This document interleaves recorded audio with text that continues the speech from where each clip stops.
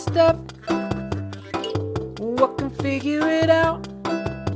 That's how it chooses you. Good morning, everyone. Good morning. This is Claire Patton. And this is Teresa Sparks. We're going to tell each other some stories now and... Forever.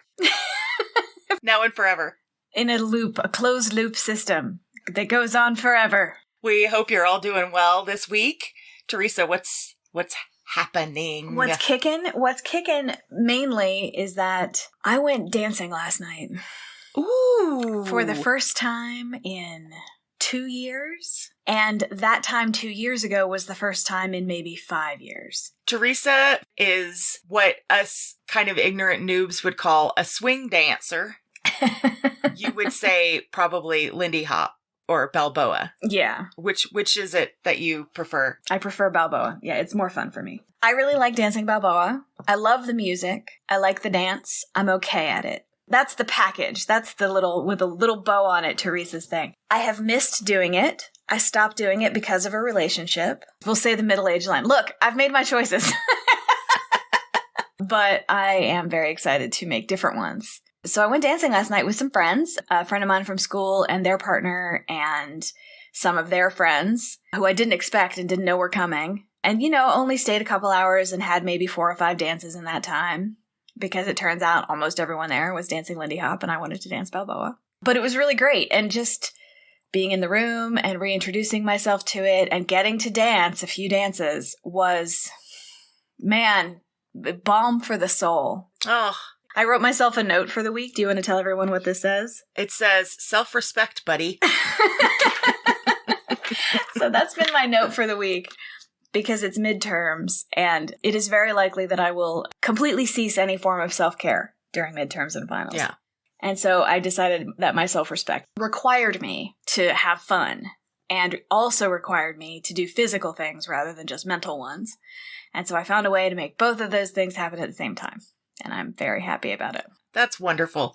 Well, here's what I know about dancing for you, is that it's a thing that brings you a lot of joy. It really does. And so I am so happy to hear that my friend is engaging with an activity that brings her joy.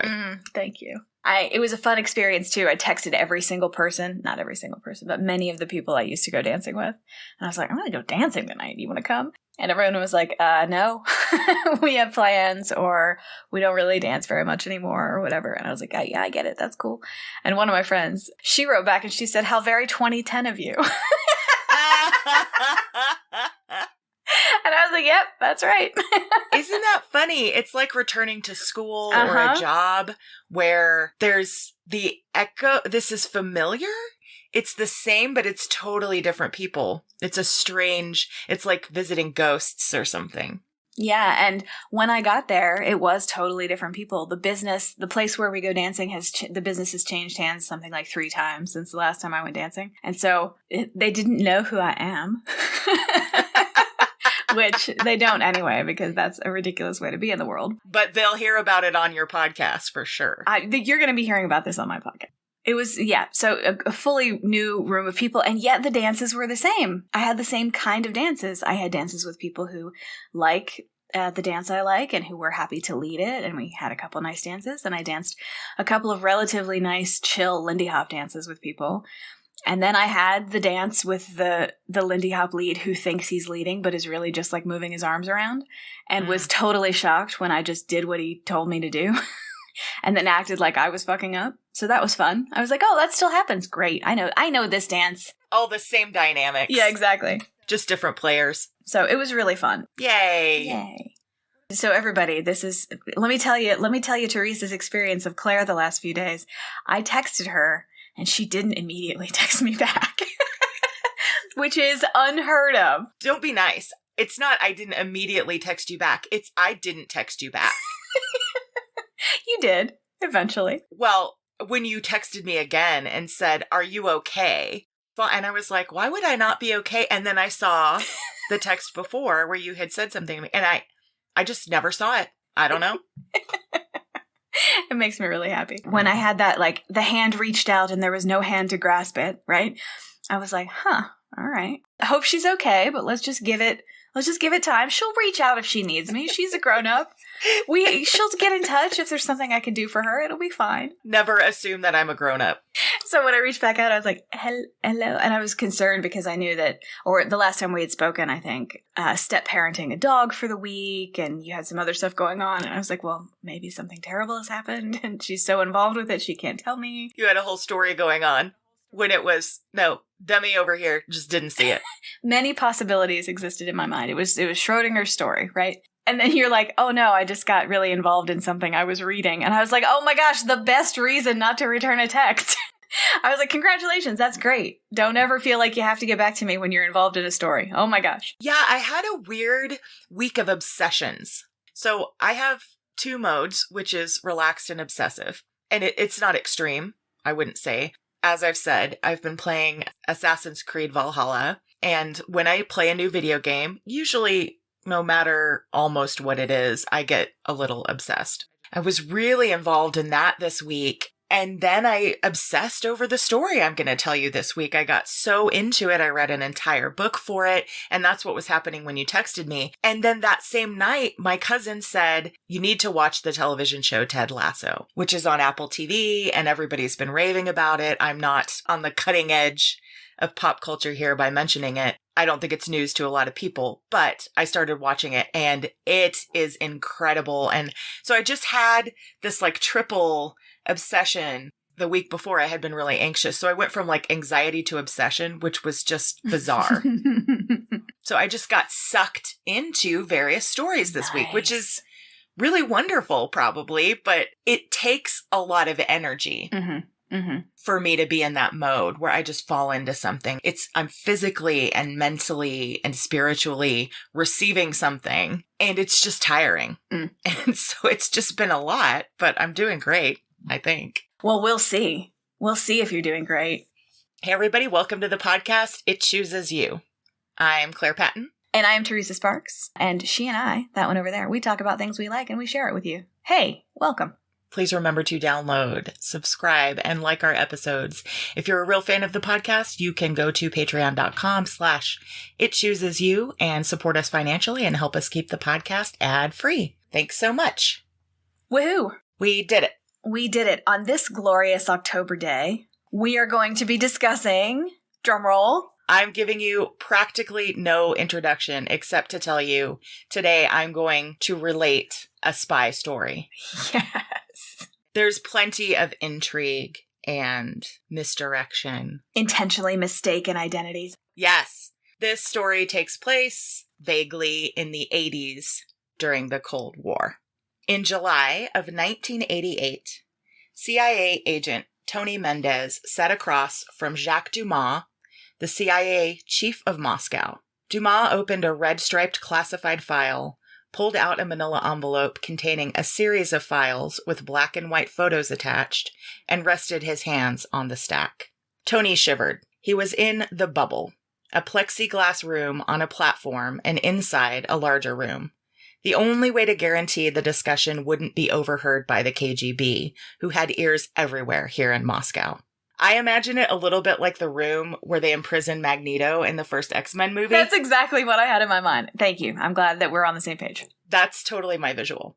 Gesturing to the stack of files, Dumas said, "Each of these represents the biodata sheet out of an Agent 201 file. There are 10 agents here who have gone missing sometime in the last 3 years. The fate of some of them we now know because the KGB has seen fit to announce their executions publicly. For the others, we fear the worst. You have to know that some of those we have lost, like GT Sphere, are among the best we've ever had, as good as Trinity or even Penkovsky." Dumas was referring to the lost Soviet assets that had plagued the CIA for the past several years. The American media had dubbed 1985 the year of the spy because so many CIA agents and Soviet assets had been exposed. Ooh. American CIA agent Edward Lee Howard had just defected to the Soviets. Russian asset codenamed Trinity, that Dumas just mentioned, was responsible for passing missile intelligence over to the Americans. He had been apprehended by the KGB. During his KGB interrogation, Trinity asked for his Mont Blanc pen to write out his confession. On receiving the pen, he bit into the end of it, breaking the cyanide capsule it contained and killing him almost instantly. Trinity would rather die than endure the torture that was surely to come. When a Soviet was caught colluding with the Americans, the KGB's tactic was to torture them for information before holding sham trials and executing them. Ugh, yeah.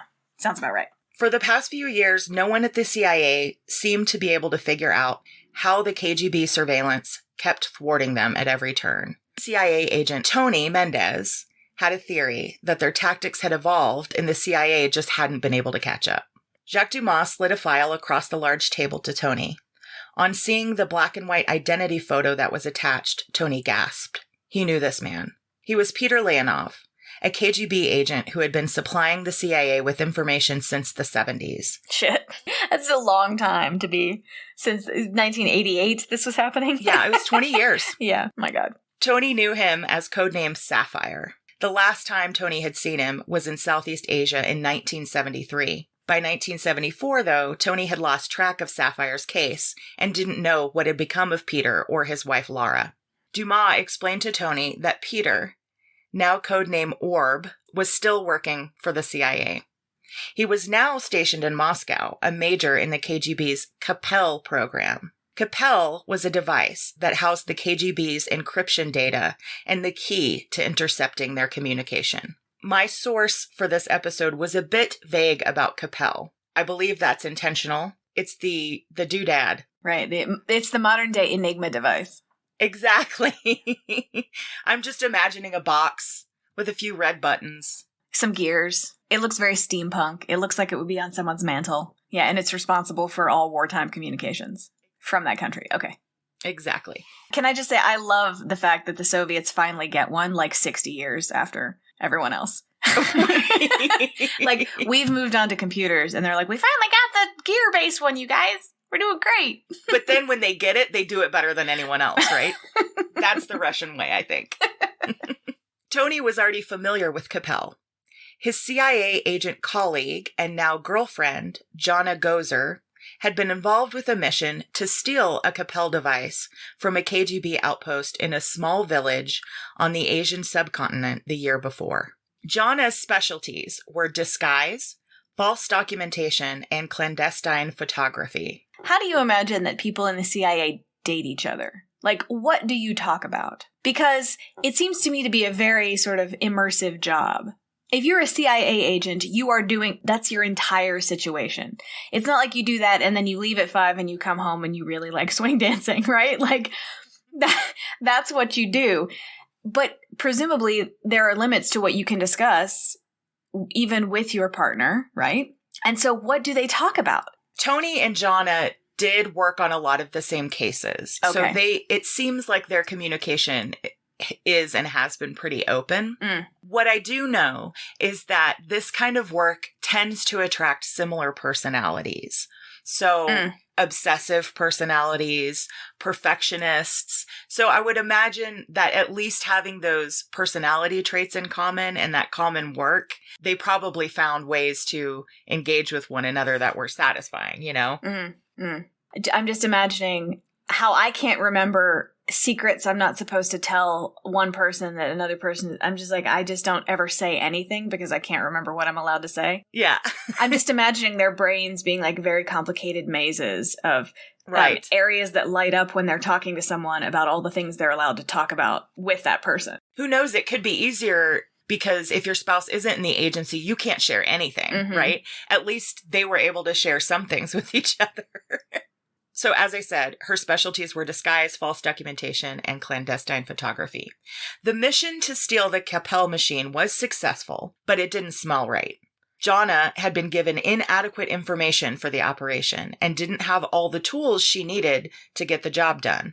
After she executed some masterful improvisation, using the makeup of the local agents' wives to disguise her asset and the Black Ops team sent in to steal the device, the mission had been successful, but her local Asian asset, codenamed Tugboat, and his family were forced to flee their homes and resettle elsewhere. On top of that, the mission hadn't made any sense. Why steal a device knowing the KGB would just change their tactics and their codes once they realized the Americans had access? Mm-hmm. We talked a lot about this in the episode Codebreaker, Elizabeth Smith Friedman, right? Exactly. You don't want the enemy to know you got their codes. That's right. So It seems very clear that she was set up to fail. that is what both Jonna and Tony were thinking. So when she got back to Washington, the two of them met up because actually separately, Tony from DC had thought, this seems strange. He had noticed some strange details. Jonna herself on the ground had thought the same. So they got together once she got back to DC. This was before they were dating. And Tony's like, hey, what was up with that mission? And Jonna was like, right? So their thoughts were that the mission was either a setup to take her down because her boss hated her, because sexism, or it was a feint that served a purpose that they weren't privy to. Since then, Jonna and Tony had both been working on figuring out the advances made by the KGB intelligence, surveillance specifically, and during that process, they had started to grow close and were now dating. So now I have an image of both of them as they're pawns, right? They're on a chessboard and they're pawns, but they know they're pawns. And they're like, why are you putting me in danger right now? It must serve some bigger purpose. That's gotta suck, right? To know that something's not right, but not know why. To not be able to know why I have to stand right next to this bishop. What's going on? I would assume that's a position an intelligence agent often finds themselves in. Sure. But need to be good enough at being pawns to accomplish whatever that job is, even though they don't get to see the bigger picture. See, that would drive me crazy. I really need that bigger picture. I need to know why I'm doing something. Back in the bubble. We're going to call that bubble Magneto's room from now on. Yeah, okay. Back in Magneto's room, Dumas told Tony he was sure Peter would be able to deliver the intelligence equivalent of the crown jewels if they could just manage to keep him alive in the current climate. By the way, it's probably Petr or something like that. It's Petr. I'm just saying Peter because you're not Russian. It's fine. Peter Leonov lived in Moscow with his wife Lara and his 8-year-old son Dmitry. Oh my gosh. As head of security for the Capel program, Peter was subject to intermittent and routine surveillance, right? It's all normal. The previous spring, Peter had begun to notice changes in security that worried him. He had observed increased scrutiny at the Appendix, the KGB building where he worked. And he also noticed that his own personal surveillance team had been bulked up. That's never a good sign. Peter was understandably worried, but suddenly that increased surveillance stopped. He'd later learn that the reason he was no longer under suspicion was because the Americans had stolen a Capel machine from a Soviet outpost in the Asian subcontinent. The mission Jonna and Tony had been so suspicious about, they'd learn later, was all a diversion to get the heat off Peter. The Americans wouldn't have to steal a Capel device if they had an asset in the program. So if they've already got a source of information, why would they steal that device? So to the Soviets, that was confirmation. Nothing to see here. These aren't the droids you're looking for. So that was a year ago. And now, back in 1988, for the past few weeks, Peter had noticed his surveillance increasing once again. His first CIA handler, Jack Maxwell, had told Peter, if it feels wrong, it probably is wrong. Trust your enteric nervous system. Those little guys know what they're about. And this all felt wrong for Peter. And I feel like that is really good life advice, not just spy advice. Instinctively, watching his surveillance details patterns shift, he felt that the KGB just knew. The walls were closing in. Peter knew it was time to leave. In the past 3 years, over 20 Soviet citizens had been executed for cooperating with the CIA. Peter was desperate to understand what patterns those assets were using so that he could avoid them and not be exposed. So he was a very smart man, and he just took a look at what they were doing and was like, whatever they're doing, I'm not going to do that because I don't want to be killed. The one thing he noticed is that all these assets had used spy gear of some kind and had let their CIA handlers dictate their schedules and their meeting points. Peter saw the spy gear as potential evidence, and the meetings as relying too much on the proficiency and trust of strangers. So if your handler happens to be a KGB mole, you're fucked, right? and what discipline he needed to reject the spy gear. Because, excuse me, that would be 90% of why I would want to be a spy. I've wanted that tiny little camera since I first saw it. Did you know that the KGB developed a lipstick gun? Oh my God, I did not. It shot one bullet. Because that's all you need. Yeah. Isn't that great? It's amazing. I want that lipstick gun, damn it. Yeah. And I will say, I don't really want guns. It's just the novelty of it that's so cool. Well, and the fact that it's a lipstick, that makes me very happy. Yeah. So because he wasn't going to trust anybody else, he set up the ground rules for his collaboration with the Americans. No spy gear, communication or evidence of any kind of the relationship, and no in-person meetings unless Peter himself requested them. He would tend to arrive first at any in-person meeting and get a good look at his handler arriving so that he could determine on his own if his handler had been tailed. He wouldn't allow any kind of exchange that required him to physically touch his handler, and he'd accept nothing in return. Peter, sitting in his office at the appendix, walked over to his window, which was covered, like all of them, with sheer curtains. He reached up, pulled the roller blind down about a meter. This was a signal to the Americans. Emergency. Get us out soon. Before he got out, though, he'd take one final parting shot at the Soviet regime. Okay, so he's decided he's going to handle it this way. This is why he's lasted so long. And then the second change in his security is like, okay, this is real now. Something's terrible. And he has his little roller blind signal. Exactly. He's like, we gotta go. It's time. Okay. These days, Tony and Jonna are married. They're both retired from the CIA, but they had decades-long careers in the agency.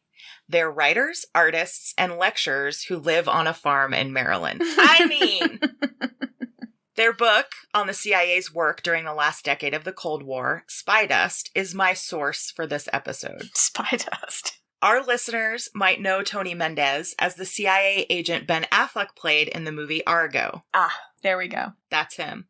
He actually wrote the book that Argo was based on. Jonna served as, get this, the CIA's director of disguise before retiring in 1993. That's cool. Do you know a current or a more recent director of disguise does YouTube videos critiquing disguises in pop culture? That's Jonna Mendez. That's her.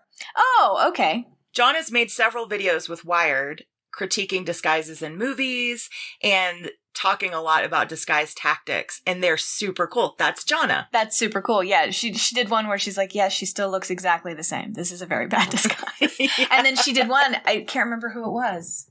Oh, it was maybe Angelina Jolie in something.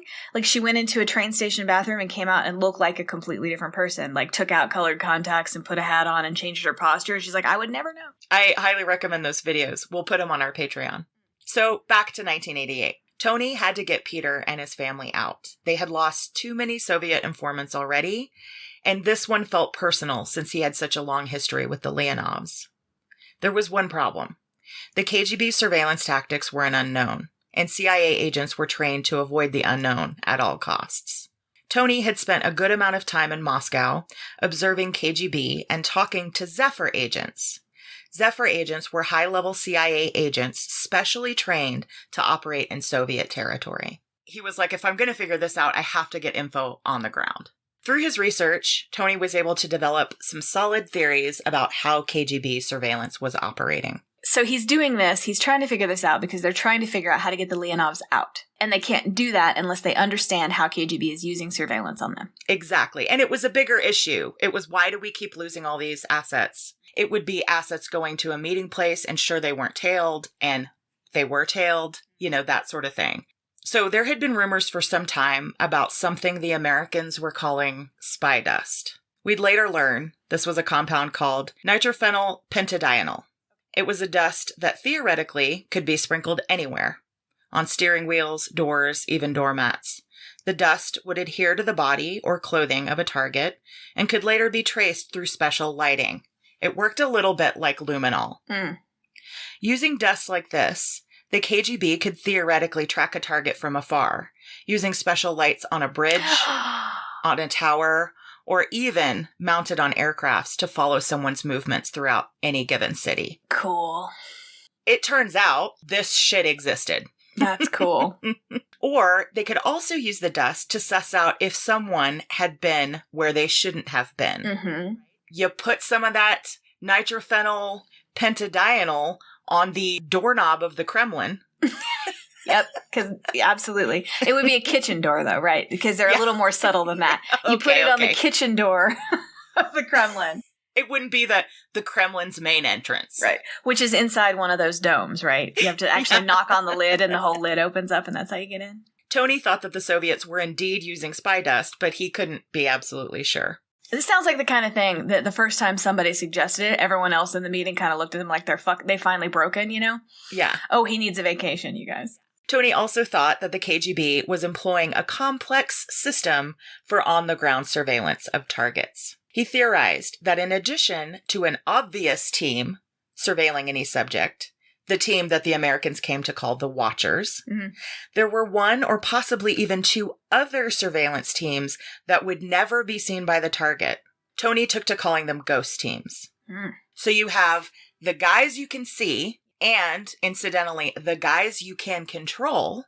If you have a team following you, and you know they're following you, if you go into a crowded square, they're going to move very differently and maintain a very different distance from you than if you go down a deserted alley. So a common tactic for CIA agents was to use the team they knew was following them to control the team that was following them. But if there was a second or even a third team that you never saw, you could think you lost your surveillance team because you lost the Watchers, and it turns out you didn't lose anybody.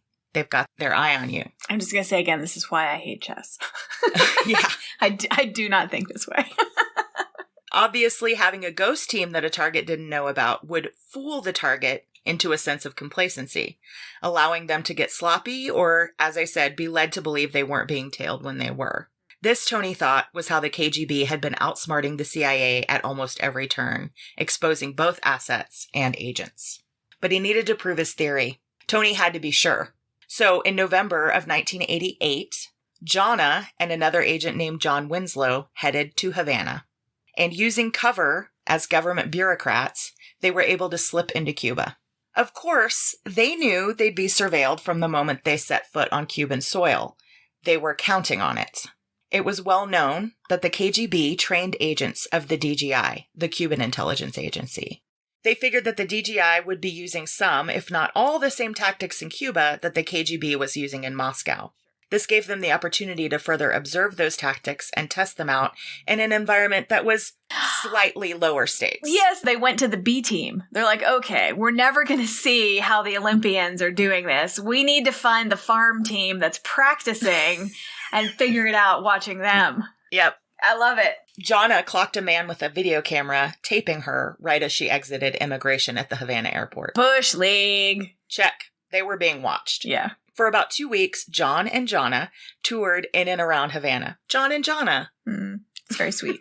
They toured in and around Havana, maintaining distinct patterns that wouldn't arouse any suspicion. They had eyes on the Watcher team surveilling them almost the whole time. One night, they visited the famous Tropicana Club to watch a show on an outdoor stage.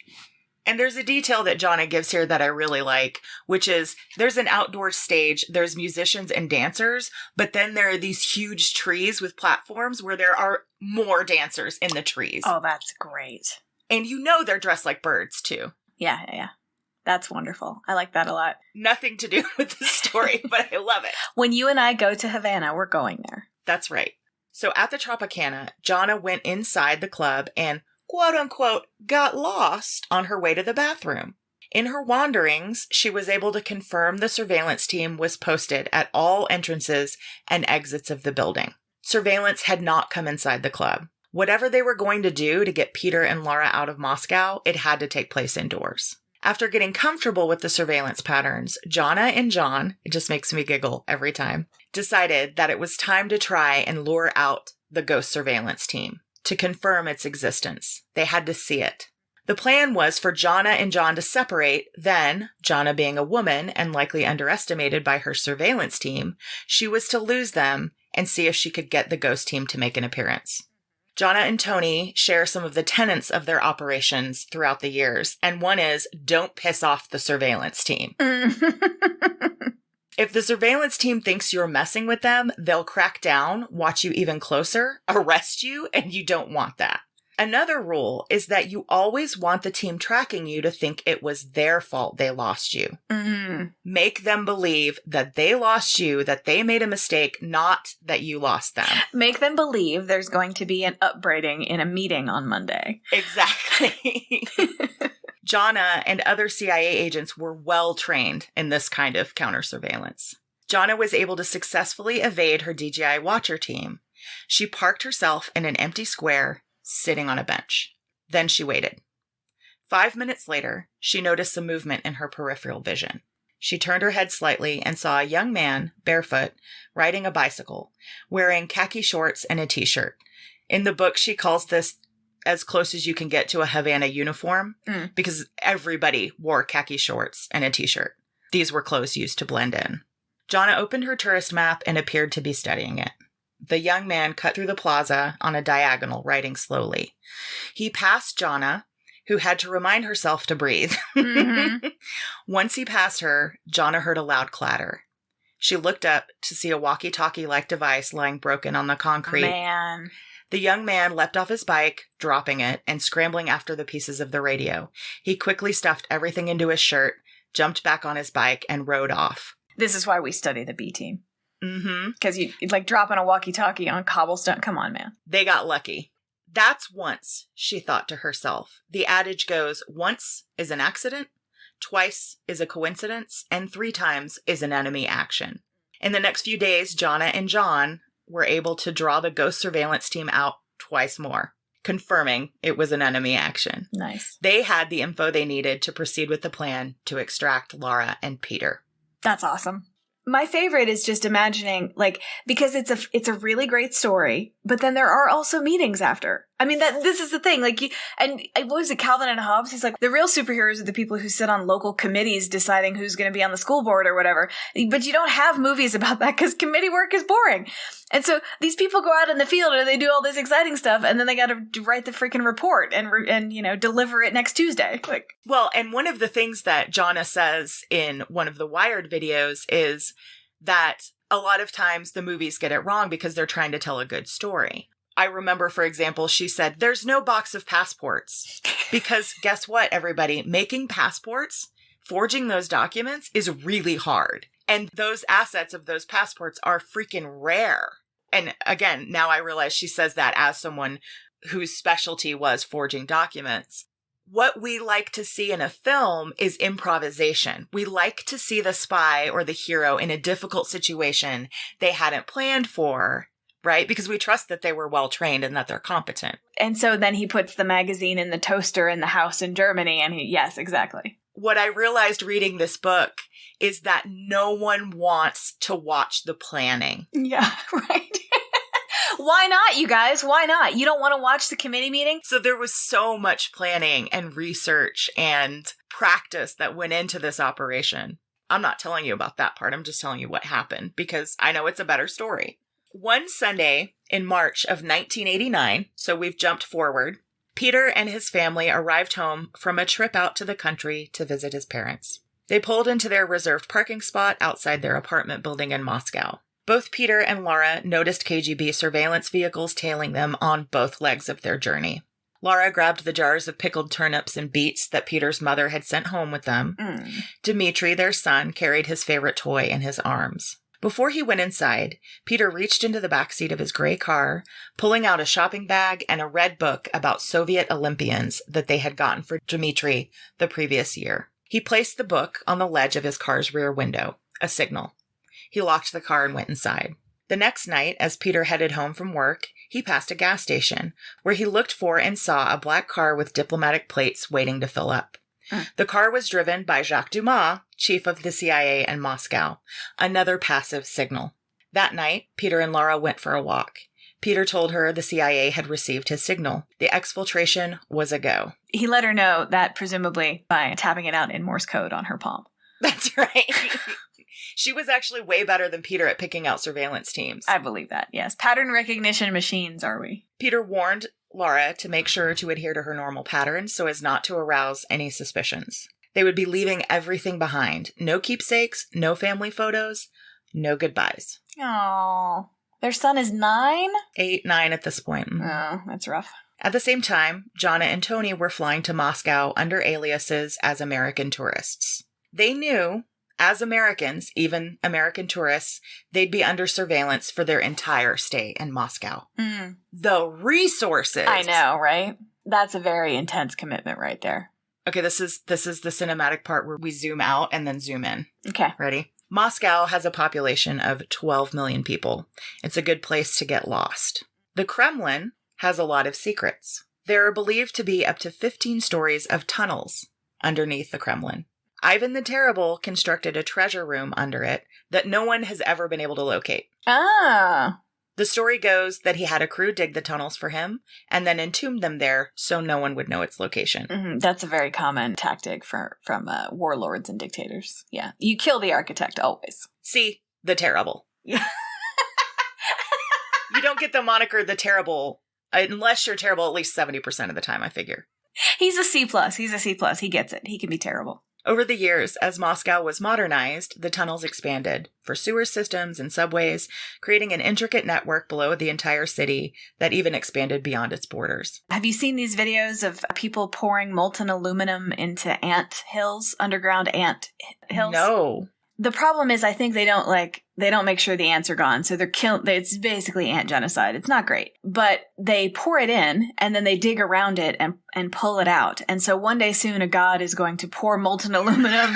He's going to knock on the lid of the Kremlin and lift it up and then pour the molten aluminum down into all of these tunnels and then shake off all of the masonry, pull it out, and we'll find the treasure room. And then he's going to say, fascinating little creatures. You died for science. Although some of these underground tunnels date back to the Middle Ages, they were expanded by Stalin in the 40s and 50s to provide a clandestine means of transportation and a safe place for key political figures to take refuge if war broke out. Within the Kremlin's domes, turrets, and walls is a building called the Palace of Congresses. It looks a lot like the Kennedy Center. Okay. Both buildings have a huge glass wall overlooking rivers in the seat of power of an empire, let's just say. Jonna said that when she first went there, she said, oh, interesting, they ripped off the Kennedy Center. And then she found out the Palace of Congresses was built 10 years before the Kennedy Center. And then she thought, oh, we ripped off the Kremlin. The conference hall at the Palace of Congresses is used by party congresses, but it's also used on occasion by the Bolshoi Theater for ballet performances. The theater holds 6,000 seats. Wow. I looked at pictures online. It is an impressive space. That's amazing. 6,000. It's like a sports stadium. It's almost as though that culture takes the arts seriously. Yeah. Yeah. Interesting. This is the thing. You can't hate them entirely, right? They take the arts that seriously. They're very good at chess. You know, there's some things that they get right. But you hate chess. I do, but I respect people who like it. Right. I just don't think that way. I'm like, I don't care. I'm not interested in imagining what you're going to do 10 moves from now. Fuck off. The Palace of Congresses contains a large hall with escalators leading up to a mezzanine level. And then there are also escalators leading down to a level below where there are restrooms and a cloakroom. So we've got 3 levels. Ground level, mezzanine level, and then below that, cloakroom level, let's call it. One snowy evening in March, Jonna and Tony, the innocent American tourists, arrived at the Palace of Congresses for the Bolshoi Ballet's performance of Coppelia. They descended the escalators to the floor below the main floor and stood in line for coat check. The ballet was affordable, so the hall was filled with people of various levels of society. I love it. I love it. Jonna and Tony handed in their coats to a sour woman and were handed a small token with a number on it to reclaim their coats later. Hers is the story I want to read. The story of the coat check woman at the Bolshoi Ballet. That's who I want to hear from. One thing I can tell you about the coat check woman at the Bolshoi Ballet is that Tony and Jonna, because the Palace of Congresses is in the Kremlin, assumed that she, along with all the other of the 20 coat check women, all the bathroom attendants, all the waiters, all the servers, all these people were paid informants of the KGB. See, this is what happens to you when you mess up a field operation. Like, this is the threat that they throw at you. Do you want to work the coat check? Are you interested in being a bathroom attendant next year? You better start getting this right, Ivan. Another one of their tenets of the operation is everyone is potentially under opposition control. You have to assume that. As Tony and Jonna headed back up to the main hall with their arms linked, Tony pressed Jonna's arm, a signal that indicated he had spotted Peter and Laura. He hadn't seen them in 14 years, but he instantly recognized them. Peter was wearing a cap in a military style and a long camel hair coat. Laura looked stunning. Her hair was swept up in an elegant bun, and she wore a floor-length green coat with a silver fox muff and collar. Jonna and Tony headed to the mezzanine to observe the crowd, while Peter and Laura checked their coats. The hall was crowded, but with their trained eyes, they were able to pick out the KGB surveillance team following Peter and Laura closely. Tony and Jonna also spotted 2 Zephyrs, specially trained agents, again, that operated in Cold War Russia. These 2 agents were named Rose Cohen and Clint Bradley. So we've got Jonna and Tony, we've got Peter and Laura, and now we've got 2 Zephyrs, Rose and Clint. Because Rose and Clint had arrived as American tourists, Jonna and Tony knew that they too would be under KGB surveillance. So we've got 3 couples under KGB surveillance. So you have the 3 teams, and then you have the 3 watcher teams, and then you have the 12 ghost teams. Yeah. Is there any room for actual spectators of the ballet? This is 6,000 people. 5,990 of them are KGB. Then they saw another couple, Victoria Sanderson and John Winslow. John Winslow was the man who went to Havana with Jonna. Okay. Victoria Sanderson and John Winslow were coming up from the cloakroom as well. This couple arrived in Russia with a Soviet-arranged tourist group. And so, and this is key, get this, they were the only couple not under surveillance. Mm-hmm. So the KGB trusted the tourist guides to keep an eye on things. Okay. John and Victoria had been chosen for the mission in part because of their strong physical resemblance to Peter and Laura. Jonna made brief eye contact with John, but other than that, there was no indication that the couples knew each other, right? They're profesh. Mm-hmm. Just then, the hall lights flickered. The performance was beginning. As Jonna and Tony took their seats in the theater, they clocked the other couples once again. Peter and Laura had removed their coats. Peter was wearing a dark military uniform, and Laura was in a black velvet evening gown, which highlighted her pale skin. Mm. Around her neck was a thick, bejeweled choker necklace, stunning and distinctive. Remember that necklace, friends.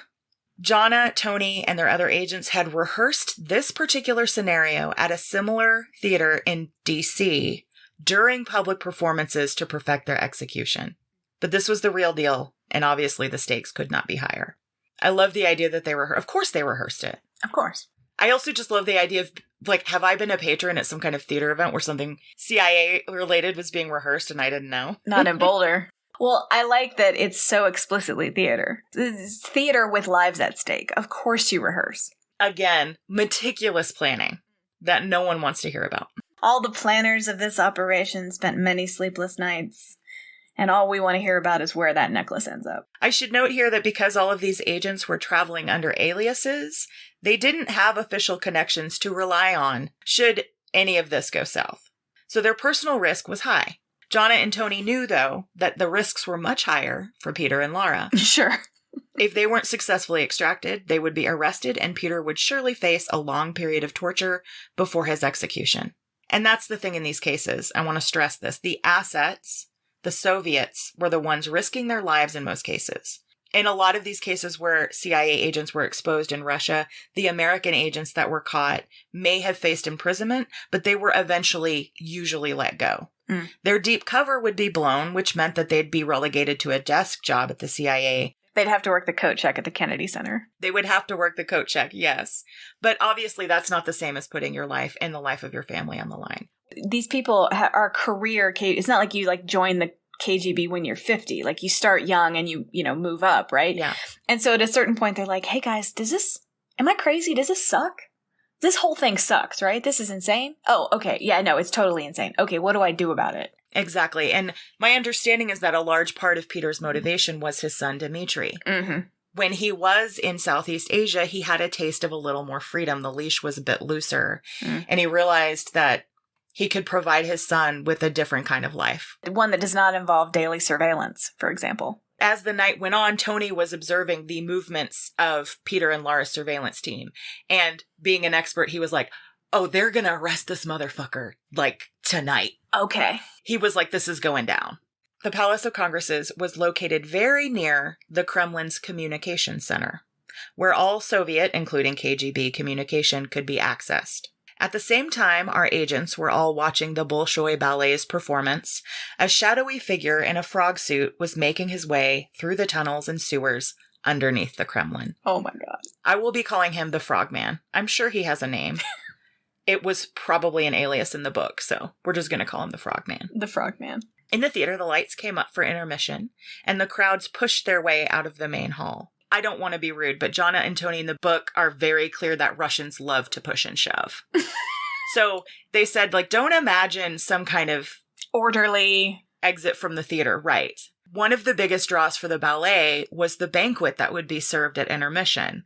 You did have to pay for it, but it was extremely reasonable.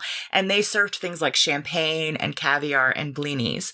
So all the babushkas would be the first, and there would just be this crush. Just a ton of fat grandmas throwing elbows. Do not get between me and that champagne. So a little bit of a security/surveillance nightmare. As Jonna and Tony reached the hall, Jonna, as casually as she could muster, said, I'm going to powder my nose. I'll see you upstairs. Be a dear and see if you can nab me a champagne. Jonna reached the marble-lined restroom and headed to the mirror to check her appearance. Every sound echoed, heels on the floor, voices. It was loud and chaotic. Soon, Rose and Laura took stalls next to each other, and then Vicky. Jonna counted heads and entered another stall, setting her large black Gucci bag on the floor. KGB's surveillance would be outside waiting for their targets. A few minutes later, Tony waited anxiously for Jonna and was relieved when she exited the restroom, shooting him a smile. He had noticed a champagne attendant in a white uniform leaving the restroom, along with Laura with her distinctive necklace, and Rose with her long hair flowing down her back. Vicky, the agent who, remember, was with the tourist group and therefore not under surveillance, was nowhere to be seen. But she wouldn't be missed until she was due back at her tour bus after the performance. As the intermission ended and the performance started again, nobody noticed the male and female champagne attendants who got on the service elevator. But if they had looked closely as the door closed, they might have noticed the man's slight military bearing, a bit too rigid for your average waiter, or the woman's pale skin and fine features. In the spy game, you want to use the crowd to your advantage. Surveillance teams don't follow your face. They follow your profile. That's right, yeah. I just got really excited. I was like, oh yes, okay, long hair to short hair, necklace moves, that's it. Now I'm a different person. Exactly. Often when you're on a covert mission, you want to blend into the crowd. You want to be forgettable. But sometimes you can use something eye-catching as a diversion. With all the chaos in the restroom, no one had noticed the 4 women exchanging coat check tokens, clothing, and jewelry under the stalls as they switched personas. As the woman resembling Laura exited the restroom, with dark hair swept up, a long black dress, and a distinctive jewel choker necklace, the surveillance team, clocking those details, had no reason to suspect that she wasn't Laura, but in fact Rose, the Zephyr agent. In turn, Laura had taken the costume of the champagne attendant, and Victoria, the one not under surveillance, had taken Rose's place to not alert her surveillance. Again, Victoria wasn't under the surveillance. She just simply disappeared for the moment. So if we think of it like we have to have a space to make this happen, she's the space. Yeah. Like she's the unobserved, right? You know those square puzzles where you slide tiles and you have to get the numbers in order? You have to have an empty space to slide those tiles. And so the unobserved person is the empty space. They're where you slide the tiles. Similarly, no one had noticed how close Clint and Peter had been to each other near the cloakroom. Now, they don't actually give details on how Peter made the switch into the champagne attendant. I'm assuming they don't give those details because they don't want to give those details. So, in the tunnels under the building, the frogman heard a manhole cover above him open. He hid in the shadows until he heard a voice with a thick Russian accent say, "Ready to rock and roll?"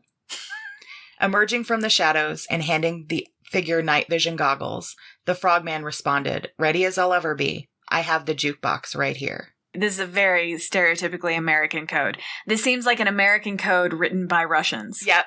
Both the frogman and Peter left Laura behind for the moment. They maneuvered through the gas-filled sewers, eventually coming to a security gate that they put their shoulders to and forced open. The tunnels were now filled with telephone lines and conduit. Crossing over bulkheads and sliding down ductwork 2 stories, Peter pointed to a bunch of cables on the roof of the tunnel, and the frogman took out a telescoping ladder. From where did the frogman take out a telescoping ladder? Oh, he had a whole pack on his back. Okay. After the Bolshoi Ballet's performance, which was by all accounts exceptional, Clinton Rose, in the guise of Peter and Laura, retrieved their coats from the cloakroom. As they adjusted their hats, scarves, and coats in front of the hall's huge mirrors, Clint reached into the pocket of his suit and pulled out a small vial, which he concealed and then broke inside his handkerchief.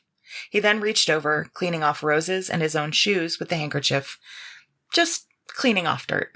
As the couple made their way through the thickly falling snow, over a bridge, and down into a square, 2 KGB plainclothes officers emerged from the shadows and approached the man in the long camel coat and the woman in an emerald green coat with silver fox fur. The officers flanked the couple, each taking an elbow of the man and the woman.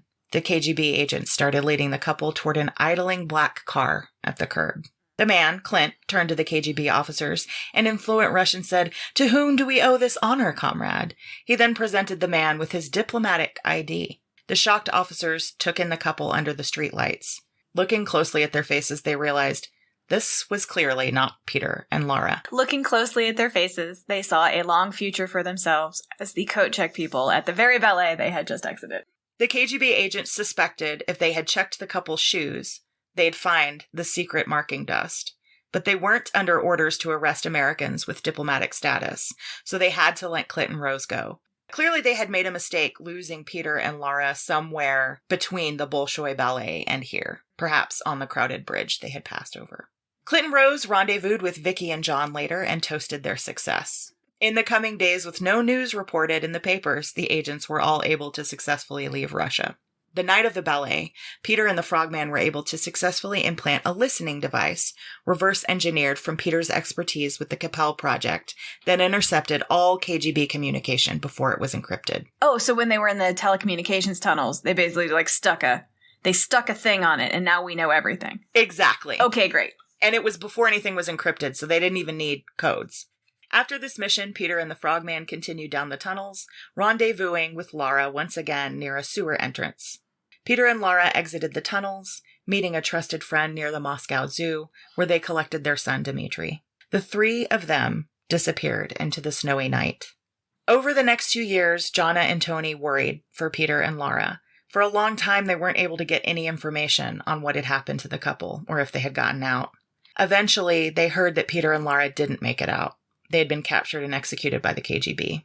They also heard rumors that the mission to tap into the KGB communications had been a total flop. Jonna and Tony got married 2 years later in Maryland in 1991 at a small Episcopal church surrounded by 100 of their closest family members, friends, and colleagues. After the ceremony, the couple and their guests headed upstairs for dinner. As the champagne was served, Jonna clocked 2 servers, a man and a woman, in long white aprons. The man held himself with a rigid posture, wearing tinted glasses, and the woman, with her shoulder-length blonde hair, was wearing tortoiseshell glasses, and she had fine features. As the male server approached the table, he took a champagne glass, holding it up in a toast, and saying in a strong Eastern European accent, "Let's rock and roll." Oh my god. I love it so much. It's the Love Actually scene for Spies. All of their spy friends found these 2 and brought them for the wedding. Oh my gosh. They all pop up from the balcony. Oh man. Jonna and Tony, of course, suddenly recognized Peter and Laura. They had made it safely out and had resettled with their son Dmitri. Too curious to contain himself, one of their colleagues at the table, named Luke, asked, "How did the jukebox do?" Peter smiled and said, "I understand it played wonderful music for some time, favoring Russian waltzes, of course."